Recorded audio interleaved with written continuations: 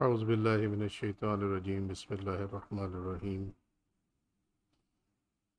الحمد للہ رب العالمین والصلاة والسلام علی خاتم النبیین لا الہ الا اللہ وحدہ لا شریک لہ احدا صمدا لم یلد ولم یولد ولم یکن لہ کفوا احد اللہم صلی علی سیدنا محمد وعلی آل سیدنا محمد وبارک وسلم وصلی علی جمیع الانبیاء والمرسلین۔ السلام علیکم ورحمۃ اللہ وبرکاتہ۔ شرح صحیح بخاری کتاب البیوع، اور اس میں چیپٹر ہے 30، ذکر الخیاط، درزی کا بیان۔ اس سے پہلے ایک سوال آیا، اس کا جواب کہ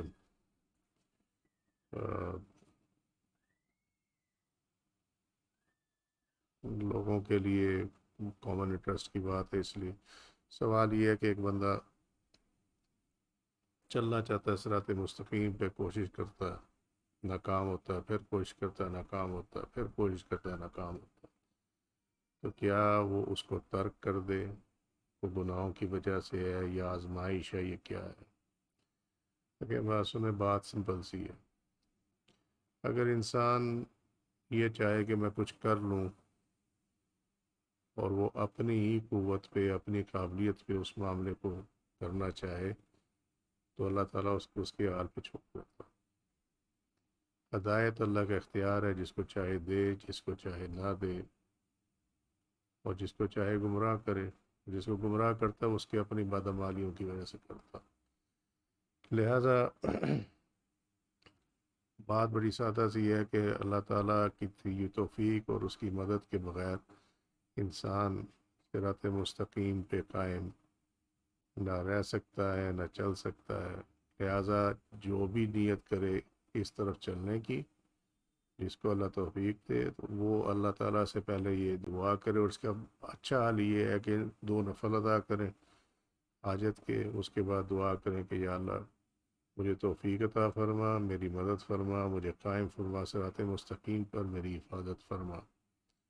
تو اس کی دی توفیق سے جب چلیں گے تو انشاءاللہ تعالیٰ پھر معاملات آسان ہو گئے۔ اس میں آسانی کی دعا بھی کریں کہ اللہ تعالیٰ میرے لیے صراط مستقیم پہ چلنا آسان فرمائے، اس کا یہی حال ہے۔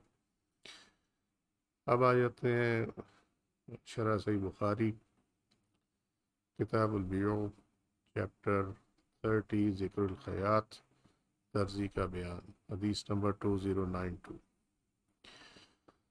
روایت ہے حضرت انس بن مالک رضی اللہ عنہ کی، کہ فرماتے ہیں کہ ایک درزی نے رسول اللہ صلی اللہ علیہ وسلم کو کھانے پر بلایا۔ انس بن مالک رضی اللہ عنہ نے کہا کہ میں بھی اس دعوت میں رسول اللہ صلی اللہ علیہ وسلم کے ساتھ گیا۔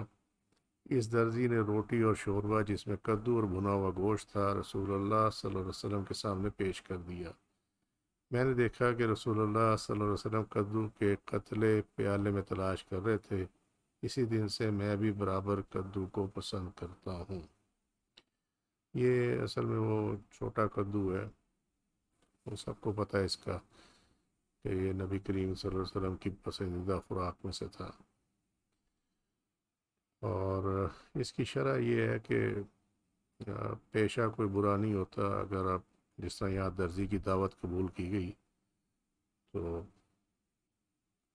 کسی پیشے کو معیوب نہیں سمجھنا چاہیے۔ اس کا حاصل یہ ہے، اگر کوئی بلائے تو ضرور جانا چاہیے۔ اس میں 2 چیزیں ہوتی ہیں، ایک آپ میں تکبر کی نفی ہوتی ہے، اور نمبر 2 یہ کہ وہ طبقات جو کہ معاشی طور پر معاشرے میں نچلی سطح پہ ہیں، ان کی حوصلہ افزائی ہوتی ہے کہ ان کو معیوب نہیں سمجھا جاتا۔ تیسری بات اس میں یہ ہے کہ خدام کو بھی ساتھ لے جانا جائز ہے، اور یہ ہم پہلے بھی دیکھ چکے ہیں حدیث میں کہ میزبان کو چاہیے کہ دسترخوان کو وسیع رکھے، اور جو مہمان اگر کسی کو ساتھ لا رہا ہے تو وہ اسے اجازت لے لے کہ میں دوسرے کو ساتھ لا رہا ہوں، اگر آپ اجازت دیں تو میں اس کو ساتھ لے آؤں۔ یہ ہم پہلے کر چکے ہیں۔ پھر دسترخوان میں سے پسندیدہ چیز کا کھانا، یہ بھی اس حدیث شریف سے ظاہر ہے، ثابت ہے۔ اور نبی کریم صلی اللہ علیہ وسلم وہ جو آپ کو کدو پسند تھا، تو حضرت انس بن مالک کہنے لگے کہ میں بھی اسی دن سے کدو کو پسند کرتا ہوں۔ تو یہ سنت صحابہ ہے کہ نبی کریم صلی اللہ علیہ وسلم کو جو چیز پسند ہوتی تھی صحابہ کرام بھی اسی کو پسند کرتے تھے. تو یہ اصول ہم پہ بھی اپلائی ہوتا ہے. ہم امتی ہیں، صحابی تو نہیں ہے لیکن امتی تو ضرور ہے. تو لہذا جس چیز کو نبی کریم صلی اللہ علیہ وسلم پسند فرمایا اس چیز کو پسند فرمانا کرنا چاہیے. عام حالات میں پلیٹ میں اپنے آگے سے کھانا چاہیے. یہ بچوں کو بھی سکھایا جاتا ہے، لیکن جب کھانے والوں میں اس کے متبعین عقیدت مند ہوں اور اس کو علم کے ہو کہ ان کے آگے سے کھانا ان کو ناگوار ہوگا تو اس کے آگے سے کھانا بھی جائز ہے. جس طرح نبی کریم صلی اللہ علیہ وسلم کدو پلیٹ میں سے پیالے میں سے ڈھونڈ ڈھونڈ کر کھا رہے تھے. امام مالک نے اس کا یہی جواب دیا. بہرحال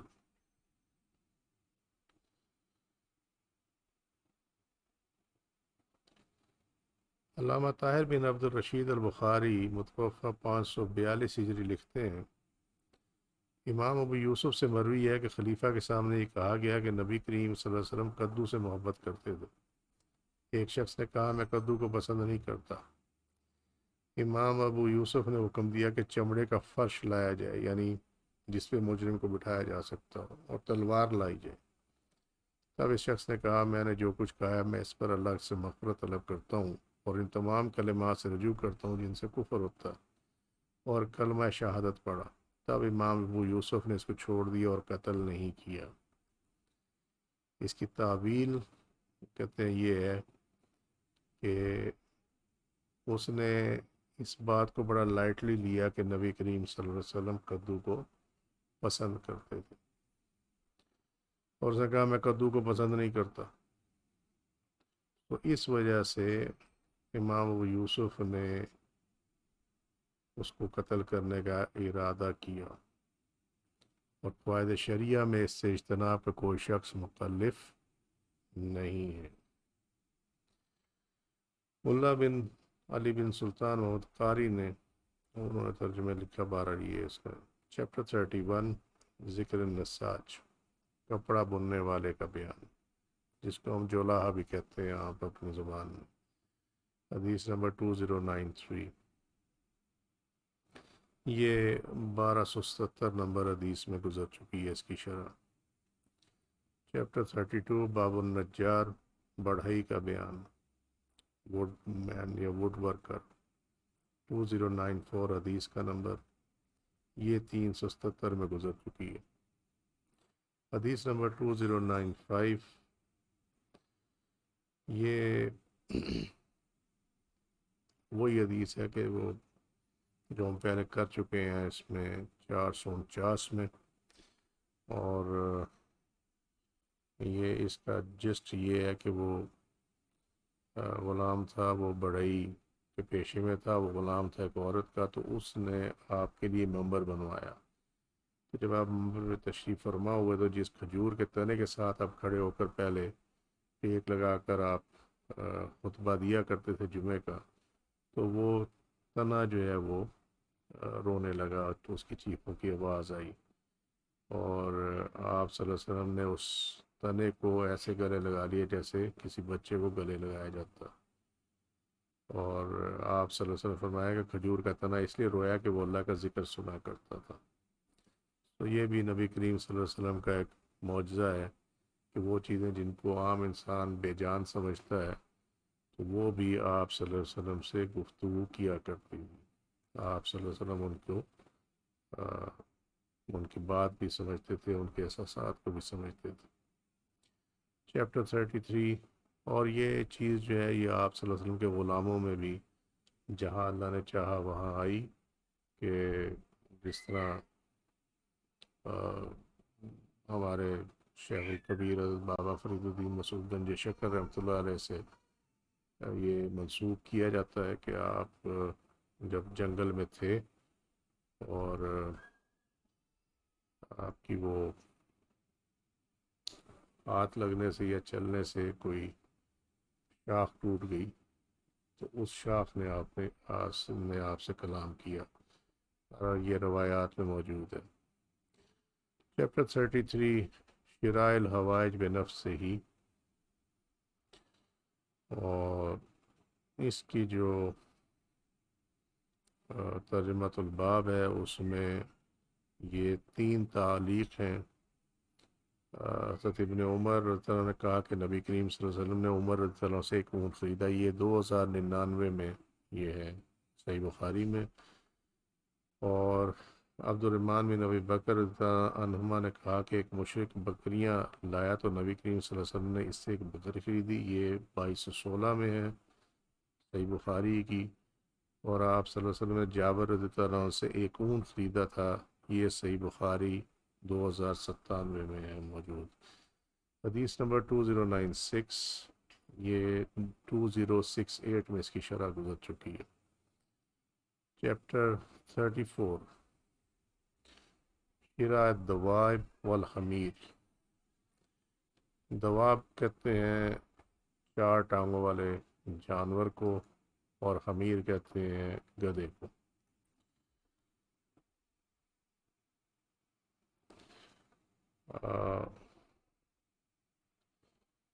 اس کی تعلیق میں یہ ہے کہ حضرت ابن عمر رضی اللہ عنہ نے کہا کہ نبی کریم صلی اللہ علیہ وسلم نے عمر رضی اللہ عنہ سے فرمایا اسے مجھے بیچ دے، آپ کی مراد ایک سرکش اونٹ سے تھی۔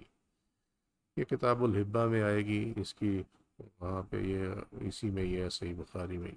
حدیث نمبر 2097،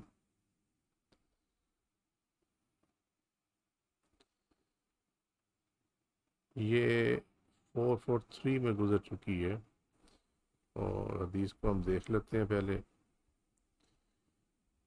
جابر بن عبداللہ رضی اللہ عنہ نے بیان کیا کہ میں نبی کریم صلی اللہ علیہ وسلم کے ساتھ ایک غزوہ میں تھا، میرا اونٹ تھک کر سست ہو گیا، اتنے میں میرے پاس نبی کریم صلی اللہ علیہ وسلم تشریف لائے اور فرمایا جابر، میں نے عرض کیا یا رسول اللہ حاضر ہوں صلی اللہ علیہ وسلم۔ فرمایا کیا بات ہوئی؟ میں نے کہا میرا اونٹ تھک کر سست ہو گیا، چلتا ہی نہیں، اس لیے میں پیچھے رہ گیا ہوں۔ پھر آپ اپنی سواری سے اترے اور میرے اسی اونٹ کو ایک ٹیڑھے منہ کی لکڑی سے کھینچنے لگے اور فرمایا کہ اب سوار ہو جا۔ چنانچہ میں سوار ہو گیا۔ اب تو یہ حال ہوا کہ مجھے اسے رسول اللہ صلی اللہ علیہ وسلم کے برابر پہنچنے سے روکنا پڑتا تھا کہ کہیں بے ادبی نہ ہو جائے، آگے نہ نکل جائے۔ آپ صلی اللہ علیہ وسلم نے فرمایا جابر تو نے شادی بھی کر لی ہے؟ میں نے عرض کی جی ہاں۔ آپ فرمایا کسی کنواری لڑکی سے کی ہے یا بیوہ سے؟ میں نے عرض کیا کہ میں نے تو ایک بیوہ سے کر لی ہے۔ فرمایا کسی کنواری لڑکی سے کیوں نہ کی، تم اس کے ساتھ کھیلتے اور وہ بھی تمہارے ساتھ کھیلتی۔ میں نے عرض کیا میری کئی بہنیں ہیں، اس لیے میں نے یہی پسند کیا کہ ایسی عورت سے شادی کروں جو انہیں جمع رکھے، ان کے کنگا کرے، ان کی نگرانی کرے۔ پھر آپ صلی اللہ علیہ وسلم نے فرمایا کہ اچھا اب تم جا رہے ہو، اور جب اپنے گھر پہنچو تو عقل اور احتیاط کا دامن ہاتھ سے مت چھوڑنا۔ اس کے بعد فرمایا کیا تم اپنا اونٹ بیچو گے؟ میں نے کہا جی ہاں۔ چنانچہ آپ صلی اللہ علیہ وسلم نے ایک اوقیہ چاندی 40 درہم یعنی 40 درہم میں خرید لیا۔ رسول اللہ صلی اللہ علیہ وسلم مجھ سے پہلے ہی مدینہ پہنچ گئے اور میں دوسرے دن صبح کو پہنچا۔ پھر ہم مسجد آئے تو نبی کریم صلی اللہ علیہ وسلم مسجد کے دروازے پر ملے۔ آپ صلی اللہ علیہ وسلم نے دریافت فرمایا کہ ابھی آئے ہو؟ میں نے عرض کیا جی ہاں۔ فرمایا پھر اپنا اونٹ چھوڑ دے اور مسجد میں جا کے 2 رکعت نماز پڑھ۔ میں اندر گیا اور نماز پڑھی۔ اس کے بعد آپ صلی اللہ علیہ وسلم نے بلال رضی اللہ عنہ کو حکم دیا کہ میرے لیے ایک اوقیہ چاندی تول دے۔ انہوں نے ایک اوقیہ چاندی جھکتی ہوئی تول دی، یعنی وزن کے برابر سے تھوڑا سا زیادہ تول دی۔ میں پیٹھ موڑ کر چلا تو آپ صلی اللہ علیہ وسلم نے فرمایا کہ جابر کو ذرا بلاؤ۔ میں نے سوچا کہ شاید اب میرا اونٹ پھر مجھے واپس کریں گے، حالانکہ اس سے زیادہ ناگوار میرے لیے کوئی چیز نہیں تھی۔ چنانچہ آپ صلی اللہ علیہ وسلم نے یہی فرمایا کہ یہ اپنا اونٹ لے جا اور اس کی قیمت بھی تمہاری ہے۔ یہ 443 میں گزر گئی، طویل حدیث ہے، لیکن یہ حدیث جس طرح یہاں نیم الباری میں لکھا ہوا ہے کہ یہ تقریباً 20 مقامات پر یہ حدیث شریف دہرائی گئی ہے، مقررات میں سے ہے صحیح بخاری کی۔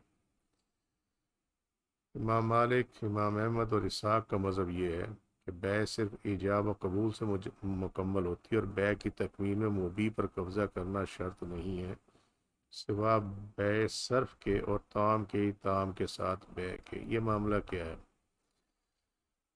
یہ خیال رکھیں کہ اس حدیث شریف میں اونٹ کی خرید و فروخت ہوئی، اس حدیث شریف میں جو آپ صلی اللہ علیہ وسلم نے 40 درہم کا خریدا، اور آپ صلی اللہ علیہ وسلم مدینہ پہلے پہنچ گئے، جن سے اونٹ خریدا تھا حضرت جابر سے وہ بعد میں پہنچے.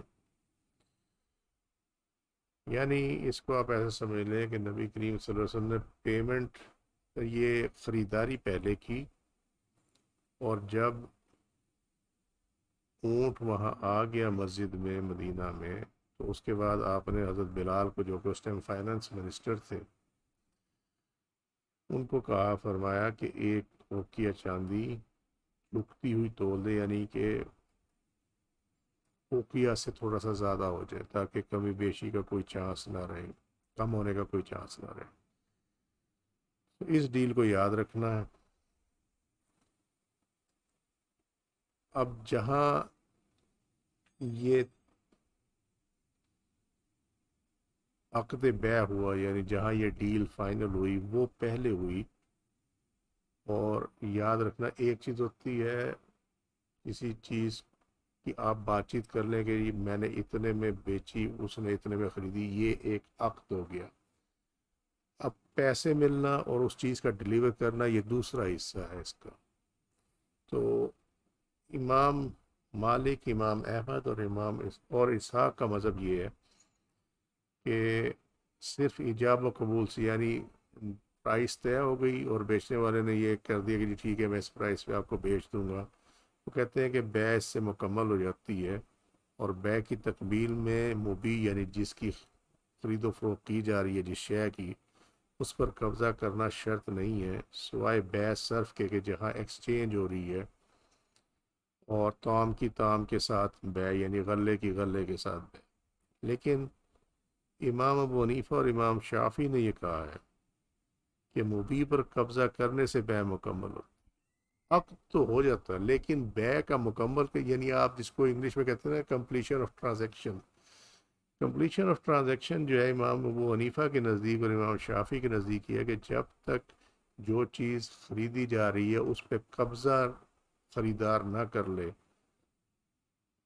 سمپلر ورڈز میں یہ ہے کہ وہ چیز خریدار کو مل نہ جائے، تب تک یہ ٹرانزیکشن مکمل نہیں ہوتی. اگر خریدار کے مبی پر قبضہ کرنے سے پہلے مبی تلف یا ہلاک ہو جائے تو وہ بائے کے، یعنی سیلر کے مال سے تلف ہوگی، یعنی وہ ذمہ داری بیچنے والے پہ ہے، خریدار پہ نہیں ہے. یہ بہت امپورٹنٹ ہے، کتاب البیوع میں یہ جگہ جگہ یہ چیز آئے گی، اس کو یاد رکھنا. اور یہ بہت بڑا فرق ہے اس میں، امام مالک اور امام احمد کا جو مذہب ہے وہ قابل قبول نہیں ہے، اس لیے کہ کانٹریکٹ ہو جاتا ہے لیکن ٹرانزیکشن کمپلیٹ تب ہوتی ہے جب بیچنے والے کو قیمت مل جائے اور خریدنے والے کو وہ چیز مل جائے جو کہ اس نے خریدی ہے. امام ابن المنذر کے مطابق اس حدیث کے تحت خریدار کے لیے جائز ہے کہ مبیع پر قبضہ کرنے سے پہلے بائع کو یا کسی اور کو ہبہ کر دے اور کسی اور کو فروخت کر دے. اس کے لیے جائز ہے کہ جس چیز کو اس نے خریدا ہے اس میں وہ ہر تصرف کرے جو مالک اپنے ملک میں تصرف کرتا ہے. سو یہ سنت ثابت اور مخالف کے لیے اس سنت ثابت کو رد کرنا جائز نہیں ہے. یہ امام علامہ ابن المنذر کی یہ بات جو ہے یہ ہضم ہوتی نہیں ہے، اس لیے کہ جب آپ صلی اللہ علیہ وسلم نے فرمایا کہ یہ اونٹ چھوڑ دے، کہاں چھوڑ دے؟ مسجد میں پہنچ گئے تھے وہ، تو جب چھوڑ دے تو اس کا مطلب یہ ہے کہ آپ صلی اللہ علیہ وسلم کی مسجد میں آ گیا تو یہ ڈیلیوری ہو گئی. اور جب یہ ڈیلیوری ہو گئی تو پھر اس کے بعد امام علامہ ابن المنذر کی یہ جو بات ہے کہ یہ خریدار کے لیے جائز ہے کہ وہ مبیع پر قبضہ کرنے سے پہلے بائع کو یا کسی اور کو ہبہ کر دے یا کسی اور کو فروخت کر دے، کم از کم اس حدیث سے ثابت نہیں ہوتا. اور کسی حدیث سے ثابت ہو جائے وہ ایک علیحدہ بات ہے، لیکن اس حدیث سے ثابت نہیں ہوتا. بہرحال اللہ بہتر جانتا. آپ صلی اللہ علیہ وسلم نے بلال رضی اللہ عنہ کو حکم دیا کہ ایک اوقیہ چاندی تول دے. انہوں نے ایک اوقیہ چاندی جھکتی ہوئی تول دی. کبھی دیکھا ہوگا جب خریداری کرنے جاتے ہیں تو جب وہ تولتے ہیں کسی چیز کو تو جس حصے میں وہ چیز رکھی ہوئی ہے جس کو تولا جا رہا ہے اس کا تھوڑا سا پلڑا وہ تھوڑا نیچے کر دیتے ہیں، اس کو کہتے ہیں جھکتی ہوئی تولنا۔ امام مالک، امام شافعی اور فقہ کوفہ کا مذہب یہ ہے کہ فروخت کرنے والے اور خریدنے والے دونوں کی طرف سے مبیع میں اضافہ کرنا اور قیمت میں کمی کرنا جائز ہے، خواہ قیمت پر بائع نے قبضہ کیا ہو یا نہ کیا ہو، جیسا کہ حضرت جابر کی حدیث مذکورہ میں اور ان کے نزدیک یہ اثر نو حبہ ہے۔ امام ابو حنیفہ نے کہا کہ جو اضافہ عقد کے بعد کیا گیا وہ فاسد ہے۔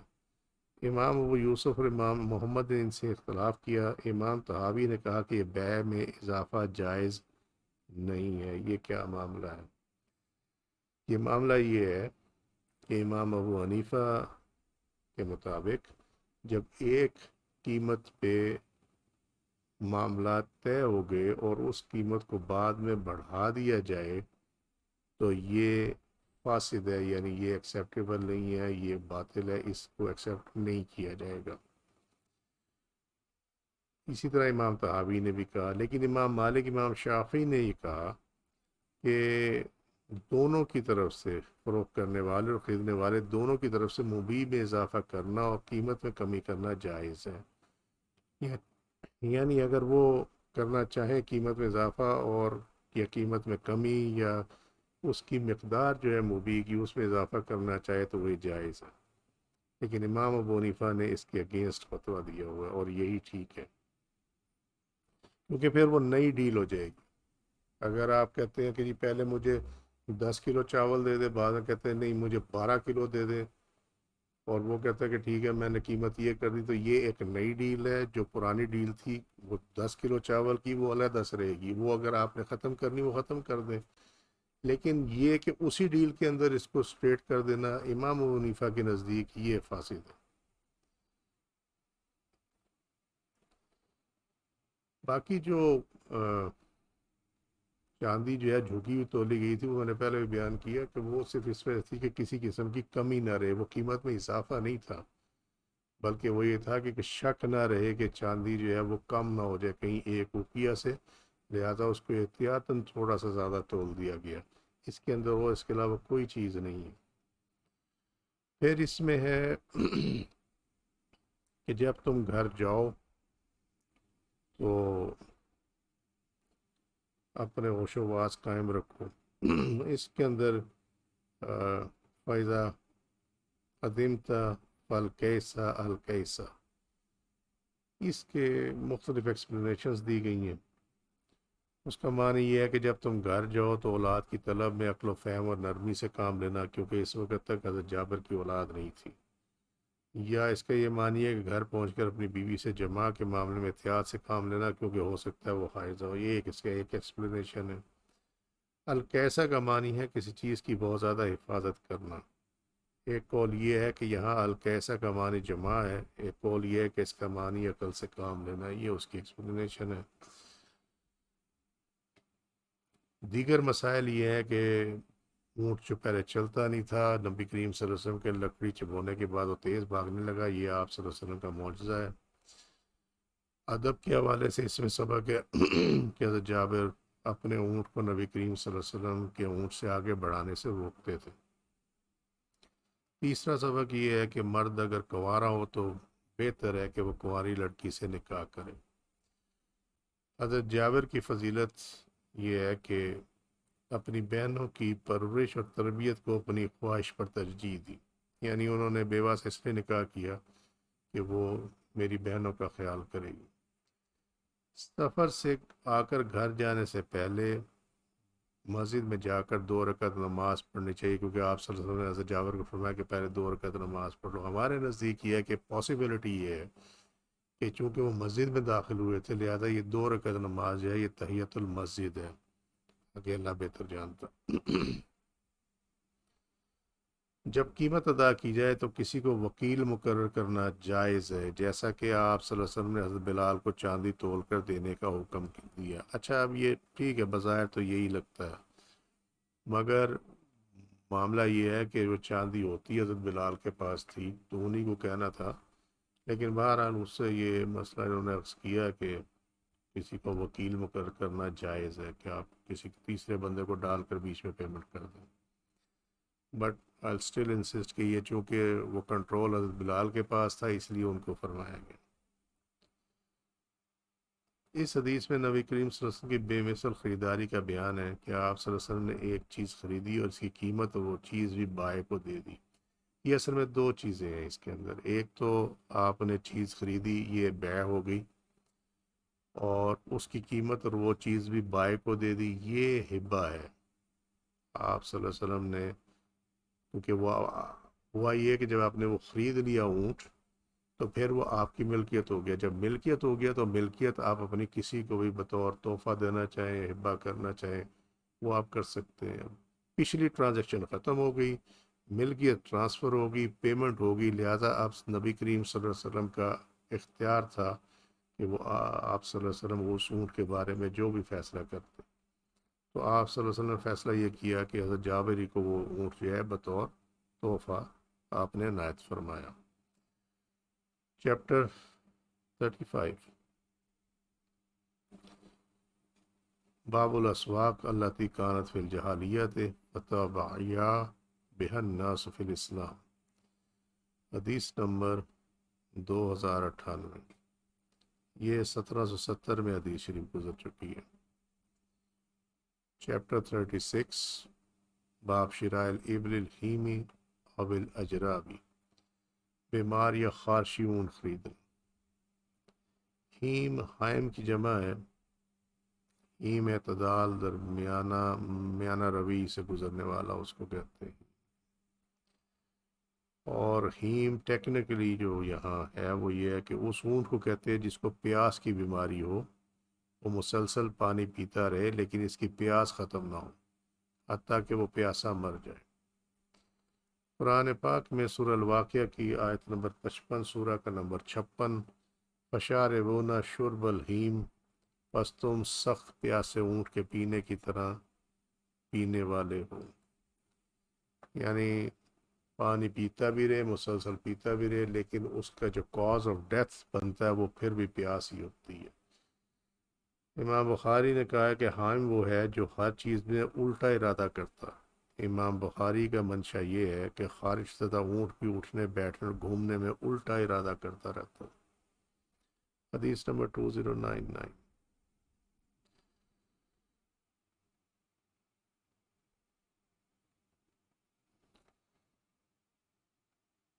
حضرت عمرو بن دینار نے کہا یہاں مکہ میں ایک شخص نواس نام کا تھا، اس کے پاس ایک بیمار اونٹ تھا۔ حضرت ابن عمر رضی اللہ عنہ گئے اور اس کے شریک سے وہی اونٹ خرید لائے۔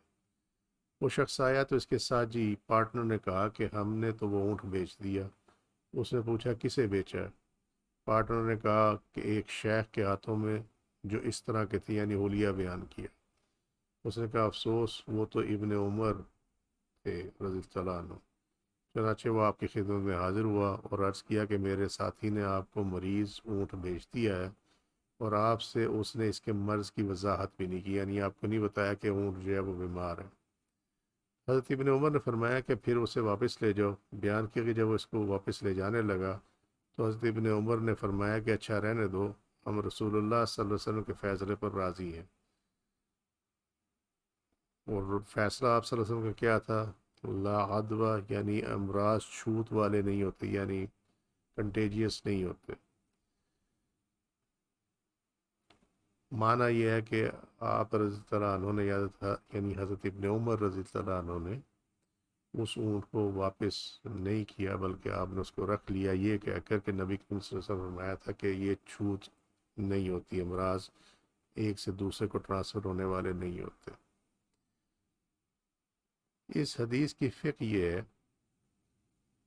کہ عیب دار چیز کو بیچنا اس ٹائم صرف جائز ہے جب آپ اس عیب کی خبر خریدنے والے کو دے دیں کہ اس میں یہ عیب ہے۔ اگر اس کے باوجود وہ خرید لے تو پھر اس کو بیچنا جائز ہے، اور اگر آپ بغیر عیب بتائے اس کو یہ چیز دیں تو یہ دھوکے کے زمرے میں آتا ہے، اور دھوکہ دینا حرام ہے۔ یہ اس حدیث شریف کی شرح ہے۔ آج کے لیے اتنا ہی۔